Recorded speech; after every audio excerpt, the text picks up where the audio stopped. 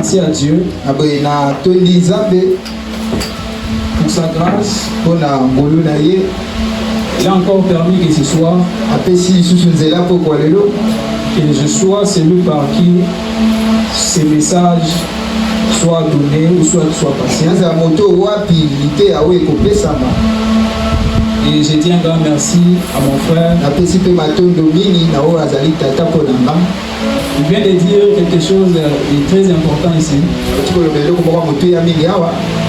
On a traversé beaucoup de choses ensemble. Pour moi, quand on parle d'un frère, quand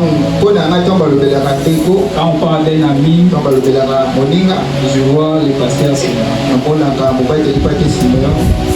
Laissez-moi vous dire, moi que vous voyez aujourd'hui, moi que vous voyez en veste, ces choses que je vous dirai ce soir, je suis passé par là. Et après, on s'est encore mis ensemble avec le pasteur Simeon. On a encore vécu les pires. Donc, c'est un épisode d'introduction.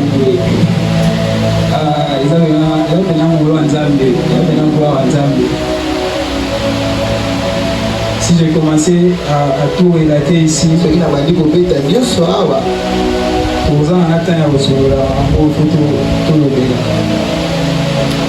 je ne serai pas non seulement en train de parler des fléaux selon ce qui est dans la Bible,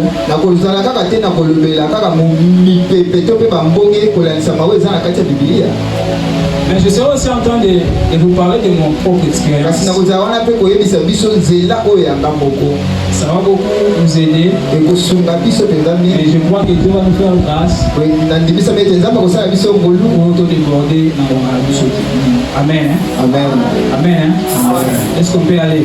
Très bien. Alors, assaut contre les fléaux de la vie. Je suis en train de venir avec quelques personnes en route. Quelqu'un m'a dit, les thèmes là, tu n'as compris un rata, très bien. Alors, je crois que par la grâce de Dieu, tu vous allez tellement éclairé et tu vous quelque chose par rapport à la thème. Alléluia. Amen. Très rapidement, assaut et tumba veut dire quoi?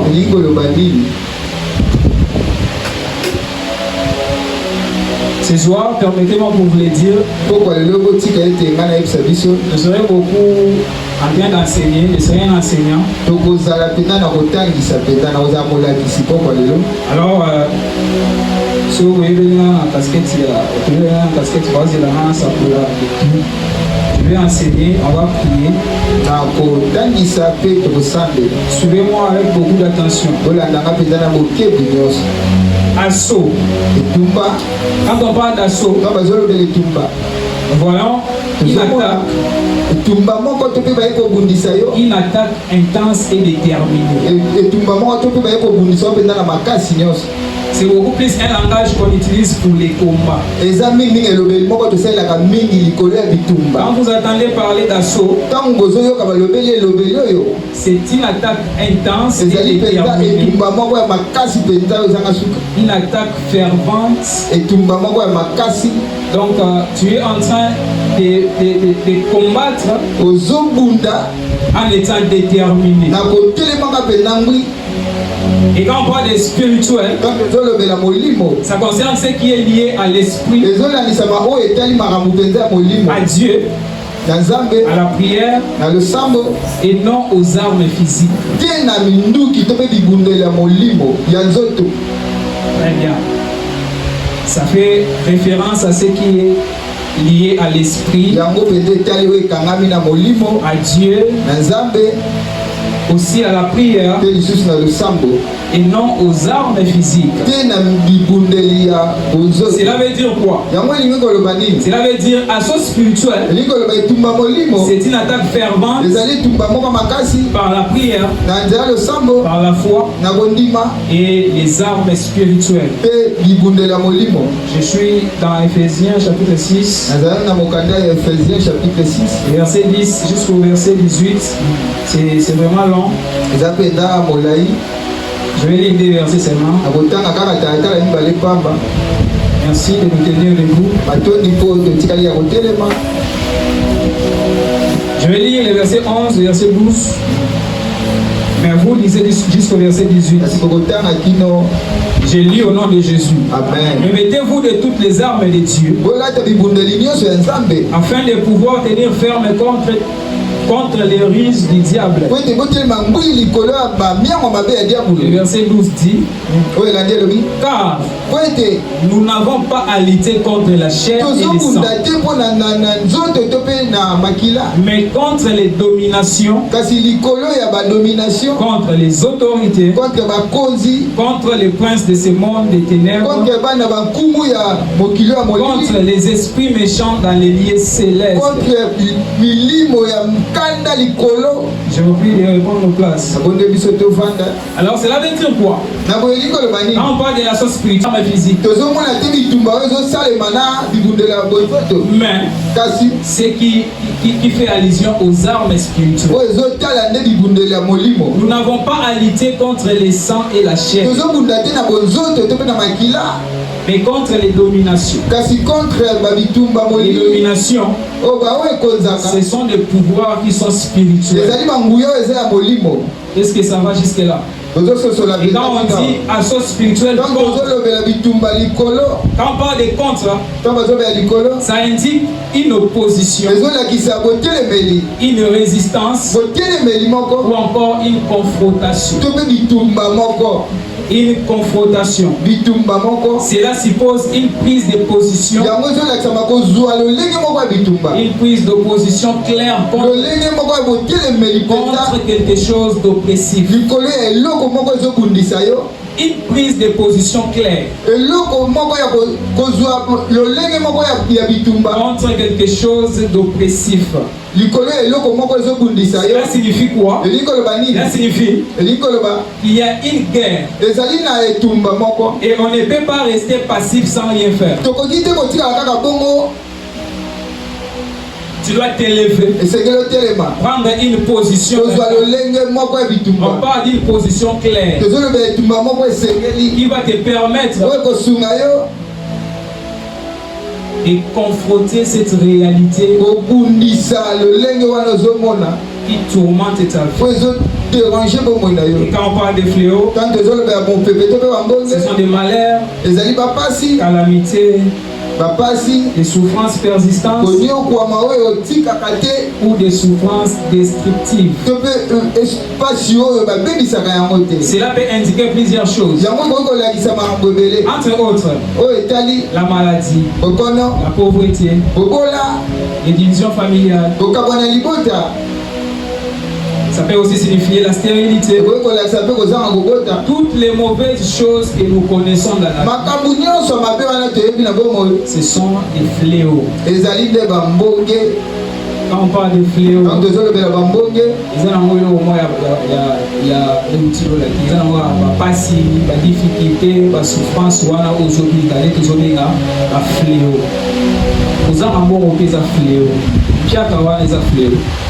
Vous en appelez la mort là, ils ont fléau. Ils ont raison. Vous en avez la mort là, ils ont fléau. Souffrance, ils ont fléau. Cela signifie toute forme de souffrance ou d'attaque dans la vie. Dans la vie des individus. Ou encore dans la vie des familles. Les derniers mots, on parle de la vie. On parle de la vie. Ça fait référence à tout ce qui concerne l'existence humaine. tout ce qui concerne l'existence humaine, ce qui est spirituel, ça peut être physique, ça peut être émotionnel, ça peut être aussi relationnel ou encore financier. Cela signifie ces fléaux n'épargnent aucun domaine de la vie. Aucun domaine de la vie. Quand vous avez un bouton, na buto na bandoto batu bazola na yo loti to bakangi yo basinga eza fléau spirituel. Est-ce que ça? Amen. Vous saluez la relation une semaine après relation ici au côté na monsieur sali 2 jours après ici vous saluez la monsieur 3 jours. Vous avez fléau relation. Est-ce que ça? Amen. Nous ça c'est retrouver. Donc il est malin mais tant azolo ba boyo moko vous en akata ko sala examen ya vie na yo zotala ngai nazo sala face na fléau ni la fléau financière et émotionnel et relationnel. Donc ces fléaux n'épargnent aucun domaine de la vie. Alors, puisque ça n'épargne aucun domaine de la vie, ça nécessite une attaque fervente, une attaque précise et assaut spirituel contre les fléaux de la vie. En français, ça veut juste dire une attaque intense par la prière et les armes spirituelles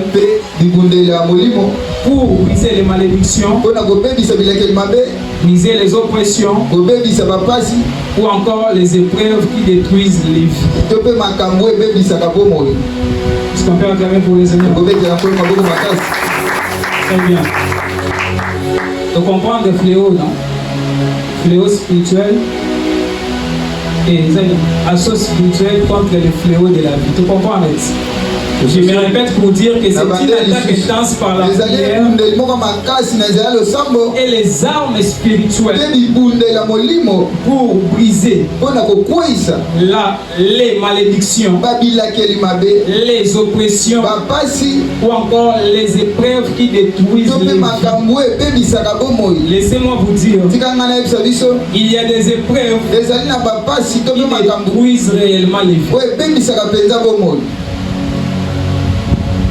Okutani pena likambo moko ya likama likambo ya somo yo moko sentir pena ke eloko oyo ezo détruire pena bomo ikanga sentir pena ke problème oyo et pena ndeko sili sa vie nanga. Des épreuves pareilles existent. Papa si ya boependeza. Des épreuves pareilles existent. Papa si ya boependeza. Mais ça demande quoi? Ça demande une position pour affronter ces réalités.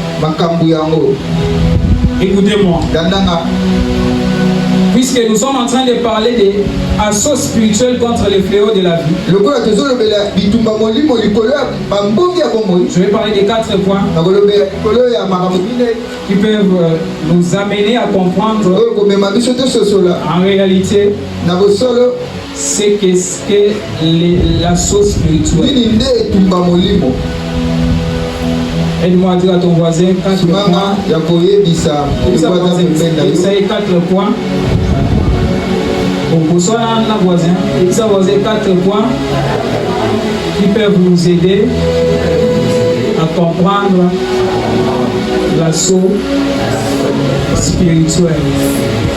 Acclamons pour le Seigneur. Très bien. Comme je viens de le dire, l'assaut spirituel, c'est une attaque intense. C'est 4 points. Vont nous éclairer pour savoir comment cette attaque intense peut se faire pour enfin mettre fin à ces choses qui détruisent nos vies. Très rapidement, le premier point, je parlerai des combats spirituels ciblés. Un combat spirituel ciblé. etumba molimo oyo tozotala oyo bakali. Un combat spirituel ciblé. etumba molimo oyo bakani. Très bien. Ça parle d'un combat précis. Un combat orienté contre une attaque spécifique dans la vie. Un combat précis. Un combat orienté contre une attaque spécifique dans la vie. Cela veut dire quoi? Cela veut dire tu n'es pas en train de combattre vaguement. Non. Tu regardes ta vie. Tu cibles quelque chose qui est en train de tourmenter ta vie. Tu regardes ta famille. Tu cibles quelque chose qui est en train de tourmenter toute ta famille. Cela veut dire que tu n'es pas en train de combattre vaguement. Otali pena na vie na yo. Otali pena yo moko bien. Omoni pena ke ezali eloko moko boye edominaka makasi ocible eloko wana. C'est ce qu'on appelle un combat spirituel ciblé. Ce n'est pas une prière générale, mais une guerre spirituelle avec discernement et stratégie. Et cette stratégie doit être dirigée par le Saint-Esprit. Alléluia. Amen. Venons de lire Ephésiens 6. Et le verset 12. Il dit, nous n'avons pas à lutter contre les sangs, mais contre les dominations. Il vient de dire ici que les dominations sont spirituelles. Et tu dois adopter la stratégie de Dieu. Une stratégie du Saint-Esprit. C'est-à-dire quoi? Seul le Saint-Esprit peut indiquer comment, quelle voie emprunter pour mettre fin à cela. Alléluia. Amen. Bien-aimé, quand on parle de domination, on parle des princes, des ténèbres de ce monde. La malédiction là que tu es en train de subir, c'est une domination. Cette domination n'est pas physique. Cette domination est spirituelle. Cette domination est spirituelle. Vous savez, j'avais dit que je serais aussi en train de me baser sur mon propre expérience. Et à un moment dans la vie, ça m'est arrivé comme ça. J'étais en train de passer par beaucoup de choses. Donc je dirais que sur tous les plans, il n'y avait rien qui marchait. Donc il y avait la souffrance, il y avait la mort, il y avait une piaka, il y avait une relation qui est donc j'ai passé tellement par beaucoup de choses. Je devais un moment me retirer. Regarder dans tout ça et cibler quelque chose que j'étais en train de faire face. Pourquoi tout ceci m'arrive? Pourquoi?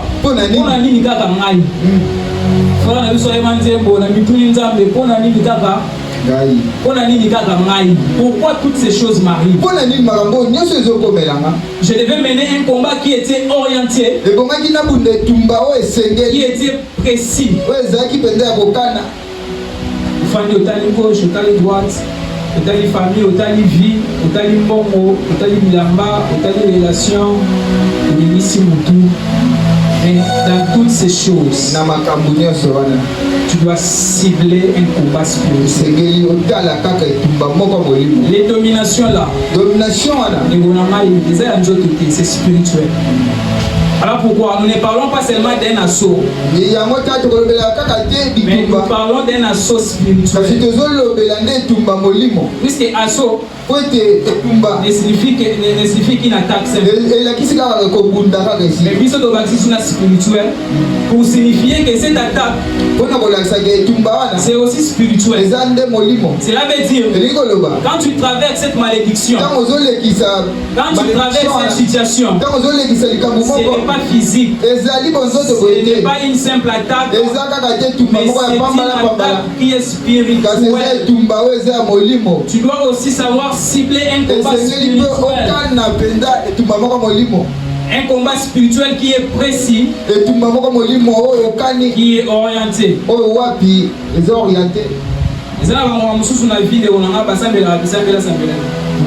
Est-ce que pendant la situation on a osé les na vie na yo na famille na yo, est-ce que vous en attendez pour sambela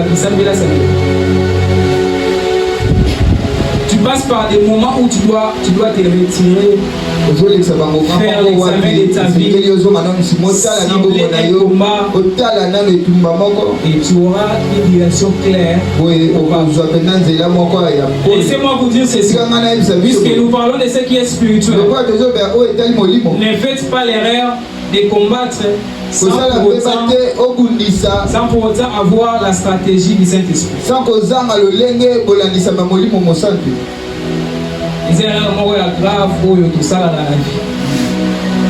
Bien sûr que tu as fait l'examen. Bien sûr que tu as ciblé ces combats. Après tout ça, cherche la direction du Saint-Esprit. Dieu doit te donner une stratégie. Et cette stratégie va te permettre de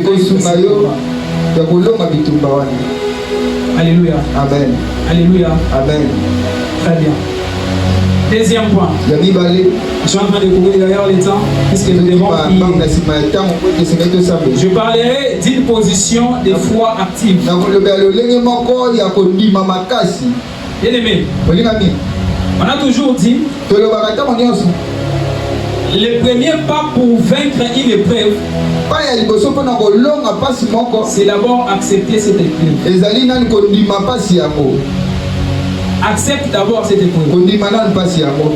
Tu acceptes. Oui. La situation. Mais il ne suffit pas seulement de croire et d'accepter. Mais il faut aussi poser des actes de foi. Quand je parle des actes de foi, je parlerai de prier, je parlerai de déclarer, obéir, s'aimer, aussi marcher malgré l'opposition. Est-ce que quelqu'un est avec moi? Marcher malgré l'opposition. Vous savez, il y a une histoire dans la Bible. Dans le livre de Luc chapitre 9, on parle de l'histoire de la femme à la perte des sangs. Moi, je suis malade de combien de 12 ans. 12 ans. Et ça qui fléau mon bimba et s'imposa qui lui courait à vie. Mais vous savez ce que cette femme a fait? Malgré Makila et autres à 12 ans, vous imaginez 12 ans perte et sang. Est-ce que maman a la force pour finir la katia pour Asimba Yesu? La Bible dit, elle n'était pas seulement en train de faufiler,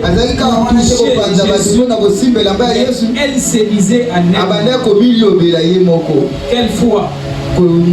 C'est-à-dire que cette femme, bien sûr qu'elle avait d'abord accepté, mais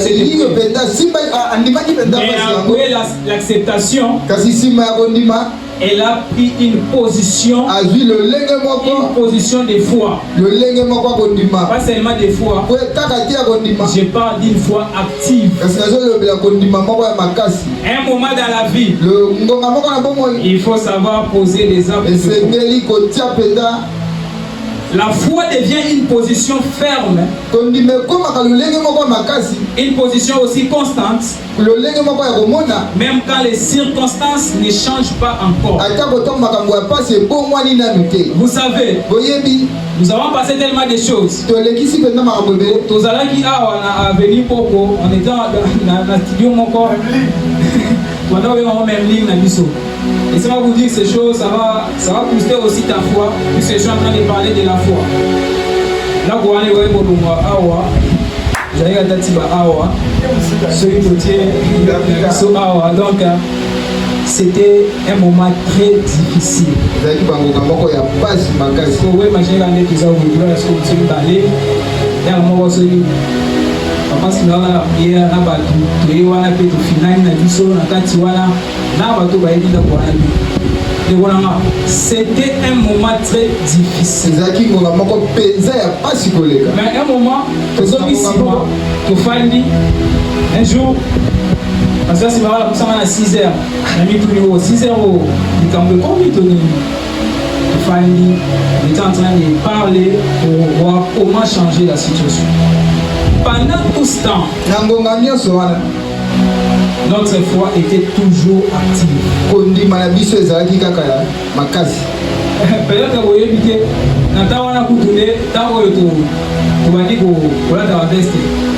parce que dans la veste, vous là, parce que si on la veste. Mais à éviter que veste wana la place nini ala la situation ni alikanaga nango. Olamuki na tongo boye, otali naku, omitali yo, otali mokili, oyoki mawa. Mais on était en train de nous dire qu'un jour, Nzambe, oto salelaka, akoleka pe na nzela na biso. Lekolangai, on une situation où les autres persister wana. Tout le monde dit aya kokosa yo omoni Nzambe ngo limela, obeka ma solo Nzambe. Je vous rassure ce soir, tôt ou tard, si seulement tu as une position de foi active, tôt ou tard, le Seigneur se lèvera. J'aime Job. Job a dit, oui bien, ils ont à traverser la fléau, Job. Job à la moi, le temps où je suis là, je suis oh, ben on y sur le même pour moto qui tire où les ici, le on y oh, comment? À moi là c'est invité à me soigner pour oh bah on y sur la profit. Oh, la profit comment? Bien aimé, Job a gardé la foi malgré tous les fléaux. Malgré toutes les situations qu'il était en train de traverser. Qu'il était en train de traverser. Lui lui-même, sa femme, lui a dit, imaginez au niveau moi si moi c'est que au niveau de souffrance terrible. Mais j'aime Job. Il dit, je sais que tu fais tout et que rien ne peut s'opposer à lui. Et quelque part encore il dit, je sais que mon rédempteur est vivant, il s'élèvera les quelle position de foi? Est-ce que la situation est qui à Job? La situation est qui à Job? Job, abongisi bo, abongisi bana, abongisi biloko nyonso. Mais yo kaka $100 wana oyo ebungi wana olingo fina Nzambe. Kose moko ayebisinga afanyika boye moko wala kaposa amutema posa imata kwa fina Nzambe. Donc,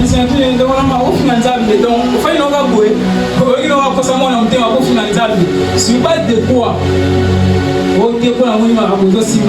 Est-ce que la première question, est-ce que ma pose traversée? Est-ce qu'elle est qui à Job? Bien aimé, je prendrai aussi cet exemple d'Ézéchias. Ézéchias face à la mort. Isaïe chapitre 38, verset 1 jusqu'au verset 5. Ézéchias,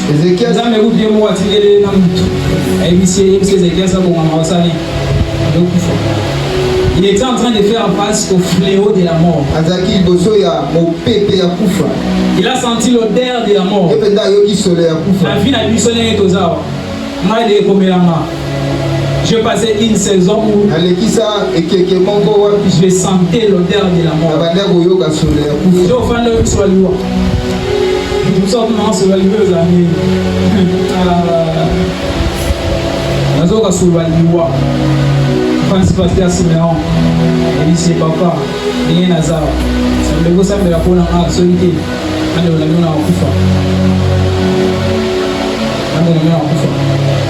Je mérite à une personne ceci. Quand tu traverses des situations difficiles, trouve des personnes qui peuvent t'aider à garder ta foi en Dieu. C'est très important. Parce que nous sommes bien habitués à la vie. Ce problème est que frère, on a samedi la télé, on a ok, ça y est. Et ça pour à ce moment là, ça me doit pas se faire du ça. Parce que dans mon bête, il y a une famille dans moi, je peux pas me là, au bête de pour ça. Parce que on va regarder l'église on va y aller. Et là, tes pensées, et ben dit pour vous dans la carte de mon temps, au moyen d'attaquer. Pourquoi? Parce que position des fois est juste une activité au comique au bout.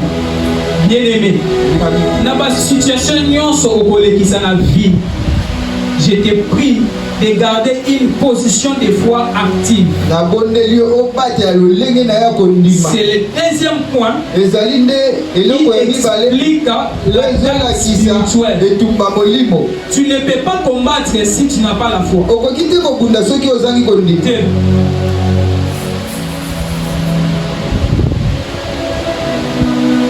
Est-ce que nous allons bien? Est-ce que nous allons bien? Amakamunyo sotolikana na mwana kusimba kitabu enjuru kutelema pia kutulia biso tubanda kusela nzambe avec fidélité natawana beboyi wana sera docteur Judas na wana ki avec yo boyo na zoke docteur na lemba oketikama tu te retrouves même 1000 francs aux alentours. Mais tu dois t'efforcer pour aller puisque les hommes sont là. Natawana nyonso na ba situation nyonso wana to ni maladie sur la vie nzambe et puis on servait Dieu avec fidélité. Attaché na nzambe. Attaché na nzambe. Et troisième point, c'est les refus de la fatalité. Fatalité signifie une force ou un destin inévitable.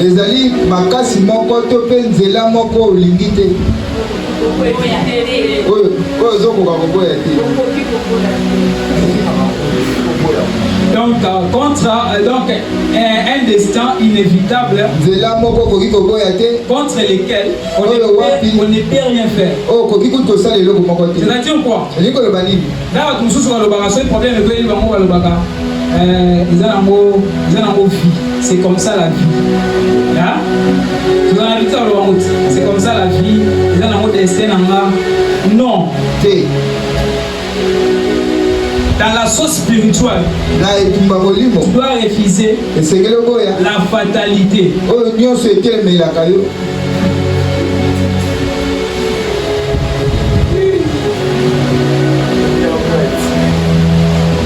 Donc, comment vous êtes comme Elio, vous avez le quoi que c'est inévitable quoi. Un destin est inévitable. Au milieu de la, c'est que moi il n'a pas l'ongle le côté.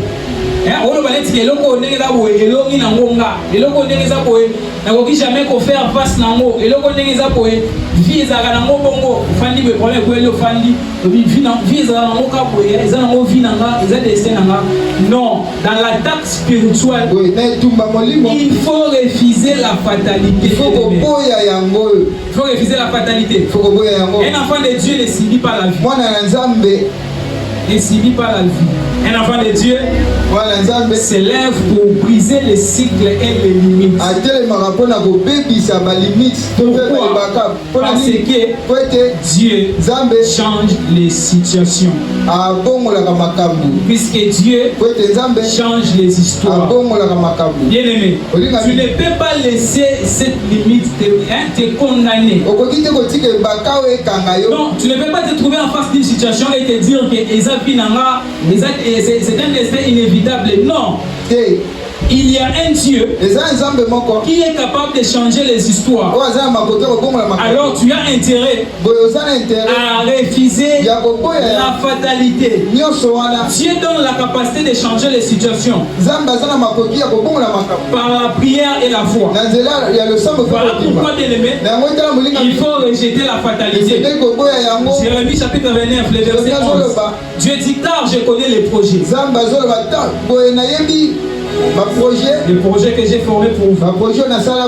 Il continue pour dire projet de paix et non de malheur. C'est-à-dire, tel que tu es, les malheurs, c'est un destin. Oh, ça vous pouvez comprendre maintenant. Amen. Bien aimé, tel que tu es là, les malheurs, c'est un destin. Amen. Nzambe azana projet ya malheur contre lui. Nzambe azana projet ya bonheur, ya paix, ya bénédiction pour la vie. Voilà pourquoi dans les combats spirituels il faut refuser la fatalité. Il faut refuser de dire que eza vinanga que loko oneza bona ko kimamote c'est un destin inévitable. Non. Dieu donne la capacité de changer les situations. Pourquoi? Parce qu'il n'a pas de projet de malheur pour nous, mais des projets de paix. Et pour finir, je parlerai de l'intervention divine.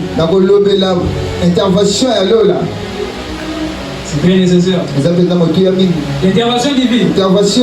Ici, Dieu mobilise ses anges, sa puissance et ses instruments pour intervenir. Je parle des anges, je parle de la puissance et je parle des instruments de Dieu. Dieu mobilise toutes ces choses pour pouvoir intervenir dans la vie de personne. Bien-aimé, le Seigneur agit toujours en faveur de ceux qu'il aime. Alors, il envoie des solutions, des conditions. Il faut savoir que un assaut spirituel déclenche l'intervention de Dieu. Un assaut spirituel déclenche l'intervention de Dieu. Psaume chapitre 34, verset 7. Elle dit l'ange de l'Éternel. Autour de ces on ajoute pour dire et il les délivre. C'est-à-dire quoi? Dans l'intervention divine, le Seigneur lui-même, il peut envoyer ses anges, il peut envoyer sa puissance pour délivrer quelqu'un. Lorsque Dieu envoie un ange, c'est toujours avec une mission. Vous savez, bien aimé, nous parlons souvent de l'histoire de cet homme qui a fait 38 ans. 38 ans. Un fléau et un malade. Et il dit, cette personne devait se jeter dans l'eau pour être guéri. Mais il n'avait pas de force. Il n'avait pas quelqu'un pour lui jeter dans l'eau. Bien-aimé, ça peut aussi être ton. Tu peux traverser en ce moment un fléau très difficile. Tu n'as ni soutien, tu n'as ni aide, tu n'as ni la force. Mais laisse-moi te dire, le Seigneur peut intervenir. Le Seigneur peut intervenir. Le Seigneur peut intervenir.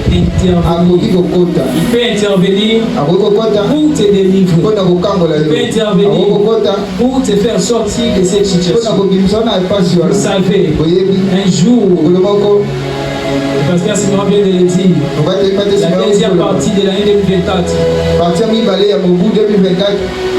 on a vu Dieu intervenir pour nous. Le Seigneur est venu. Ici, j'ai parlé aussi de connexion quelque part. J'ai parlé aussi de connexion. Lorsque Dieu intervient dans la vie d'une personne, Dieu peut passer aussi par les connexions. Il faut faire très attention aux relations. Les relations dans la vie sont très nécessaires. La deuxième partie de l'année 2024, puisque nous étions restés fermes dans notre position de foi, on a vu le Seigneur venir intervenir pour nous. On a eu la décision. On a eu la décision de quitter cette maison, puisque la situation devenait de pire en pire.